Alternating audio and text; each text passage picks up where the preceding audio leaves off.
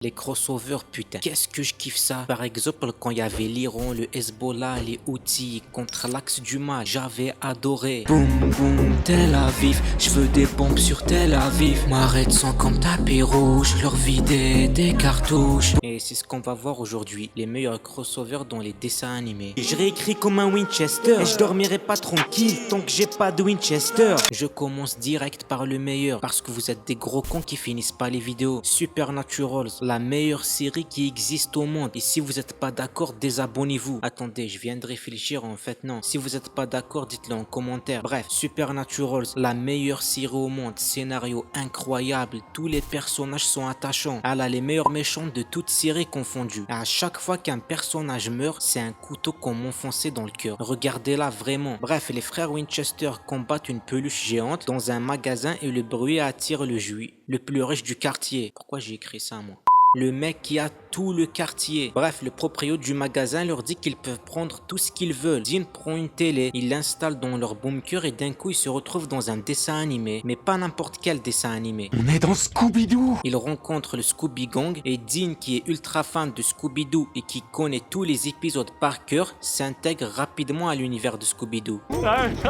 Sam, t'as vu ma bouche? Elle est énorme. Et surtout, il veut se taper Daphné, ce que je peux comprendre. Bref, on apprend que les frères Winchester sont dans l'épisode L'héritage de Scooby-Doo. Il connaît toutes les intrigues, mais au moment où dans l'épisode original, il y a un faux fantôme et un faux mort, et bah là, c'est un vrai fantôme qui a laissé un cadavre plein de sang. Les frères Winchester décident de leur cacher la vérité pour les protéger, mais c'est devenu trop risqué quand le fantôme les a attaqués et qu'ils ont failli mourir. Sammy s'est même cassé le bras, ce qu'il comprend pas, vu qu'il a fait de plus grosses cascades sans jamais se blesser. Ah oui, ils ont été rejoints par Castiel entre temps. Et dans Supernatural, c'est un ange. Bref, ils décident de leur dire la vérité, les armer, ils font un piège, ils attrapent le fantôme et là le Scooby Gang est terrifié. Et les frères Winchester s'allient avec le fantôme, qui est en fait pas le vrai méchant de l'épisode. En effet, c'est un petit garçon exploité par le riche du début dont je vous parlais, qui terrifiait les gens du quartier pour qu'ils lui vendent leur magasin à des prix bas. Bref, je disais, s'allier au fantôme pour leur faire croire que tout était faux et que c'est encore un homme derrière le déguisement. Et puis ils retournent au magasin et ils font arrêter le bourgeois qui a terrorisé les gens, car il a fait le seul crime qu'on ne peut pas pardonner. Il a pas payé ses impôts. L'épisode est génial, c'est un truc auquel on s'y attend pas, mais on est content que ça arrive. C'est comme quand le lynx a zigouillé des salopes de Tsahel. Déjà l'idée de mélanger une série horrifique qui a des vrais monstres avec un dessin animé drôle des années 70 qui a des fonds monstres du coup est une superbe idée. Ça met en dualité l'innocence de notre enfance et la brutalité de nos vies d'adultes. Surtout que l'épisode arrive loin dans la série. Les frères Winchester étaient en pleine descente aux enfers. Ça faisait du bien un épisode de ce style. Et bien sûr, les deux univers se mélangent très bien et ils sont respectés, que ce soit l'humour et l'absurde de Scooby-Doo ou la chasse aux monstres et le sérieux des frères Winchester. La différence entre Sam, qui est toujours sérieux, inquiet et cherche à savoir ce qui se passe, et Dean qui s'intègre et fait le con et surtout qui veut gérer Daphné, est très drôle. D'ailleurs, c'est touchant quand on voit Dean prêt à tout pour les sauver, quitte à mourir. Nous, c'est pas important.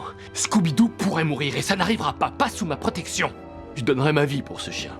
Parce que durant leur enfance, ils ont grandi avec les dessins animés Scooby-Doo. Et pour ceux qui ont vu la série, ils savent de quelle enfance je parle. Et voir le Scooby Gang innocent face à un vrai monstre, des vrais cadavres, j'ai bien aimé. Et surtout la fin, que le méchant soit pas le fantôme malgré le fait qu'il existe, mais encore un promoteur immobilier riche. Ça rend un bel hommage à la série. Le seul point négatif que je trouve à cet épisode, c'est qu'il est beaucoup trop court, putain. Moi j'suis comme Batman, j'suis dans le Batman, Le film commence par le clan des foot qui attaque Gotham et qui prévoit d'attaquer Wayne Enterprise, mais Batman empêche Shredder même s'il se fait bien défoncer pendant le combat. Et en même temps, les tortues arrêtent le pingouin. Et avant de rentrer, Batman rencontre les tortues car il a une voiture noire pour être discret, mais quand il se gare, il laisse les phares allumés, ce con. Et bon, Batman, raciste comme il est, il aime pas les étrangers, donc il les tabasse et les tortues finissent par replier. Ensuite, il trouve la Batcave et on apprend que Ra's al Ghul et Shredder se sont alliés car Shredder veut devenir immortel et Ra's al Ghul veut choper le mutagène pour que le monde devienne des mutants. Il libère le Joker et tous les prisonniers d'Arkham pour en faire des mutants. Ouais, les plus gros malades de Gotham en mutants. Ils arrivent à choper Batman et le transforment en Bat-mutant, mais il finit par être soigné et devient le premier cobaye de l'anti-mutagène. Et là, il se dirige pour empêcher le plan de Ra's al Ghul. S'ensuit des combats épiques. Leonardo détruit Ra's al Ghul avec la technique ancestrale du coup de pied dans les couilles et Batman triche pour vaincre Shredder. Et du coup, ils empêchent le plan des deux clans et sauvent le monde. Le crossover fonctionne fonctionne très bien car les deux univers sont respectés. Aucun univers n'est travesti. L'alliance des teams match très bien. On a la froideur et le sérieux de Batman, mais en même temps les délires absurdes des tortues. Et surtout c'est un peu un accomplissement pour les Tortues Ninja, qui était de base une parodie des comics Batman. Et le film n'est pas là juste pour le marketing, ça se sent. Et c'était kiffant de voir Michelangelo avec ses délires décoincer Batgirl et Robin de l'emprise du dictateur Batman. Et d'ailleurs c'était un bon point que les tortues s'entendent mieux avec les sidekicks de Batman parce qu'ils ont le rage. Batman c'est gros pédophile. Oui, parce qu'un jour faut en parler. Ils s'entourent que de gamins. C'est Kirbendo quoi.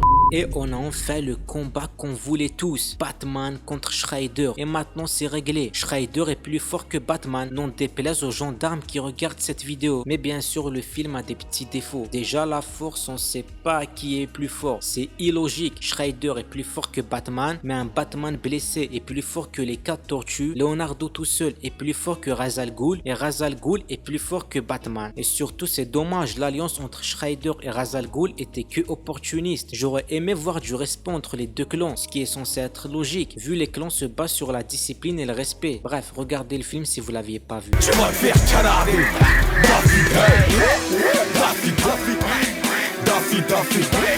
Alors là on va parler d'un cartoon que seuls les anciens et les vrais connaissent, Doc Dodgers, une parodie de Buck Rogers. Daffy va récupérer ses vêtements chez son blanchisseur, mais il se trompe, il prend la tenue du Green Lantern, il met l'anneau et il reçoit un appel à l'aide. L'anneau le dirige vers le lieu de l'appel et là les Green Lanterns se font téléporter par des robots. Et vu la défaite qu'ils viennent de subir, ils accusent Daffy Duck, le nouveau Green Lantern, d'être une taupe envoyée par Sinestro, les méchants qui a kidnappé les lanternes. Mais ils finissent par se rendre compte qu'il est juste débile et ils profitent de sa débilité pour l'envoyer au repère de Sinestro, s'infiltrer et leur ouvrir la porte. Il se fait choper, il n'hésite pas du tout à trahir les Green Lanterns, puis il change finalement d'avis. Il sauve les prisonniers, les renforts arrivent et il sauve le monde. L'épisode est très drôle, c'est une parodie de Green Lantern, mais ils ont très bien respecté l'univers, contrairement au film. Et surtout le contraste entre les Green Lanterns qui sont disciplinés, prêtent des sermons, etc. et Daffy Duck, un égoïste débile maladroit. L'épisode renforce les défauts de Daffy et met en lumière la moralité des Green Lanterns. Et c'est très drôle. Et les créateurs de Doc Dodgers sont très fans de DC. Et ça se sent dans l'épisode. C'est un hommage bien plus qu'une parodie. Donc je vous le conseille. D'ailleurs je vous conseille même la série Doc Dodgers qui est très drôle. Voilà, la vidéo est finie. J'espère qu'elle vous aura plu. Si c'est le cas, n'oubliez pas de liker, commenter, partager. Et surtout venez sur le serveur Discord. Abonne-toi à Scoopfix, c'est beaucoup mieux que Netflix. Viens donc te cultiver. Tu seras beau et musclé. Laisse-toi donc tenter et viens vite t'abonner. On accepte même les gros nez.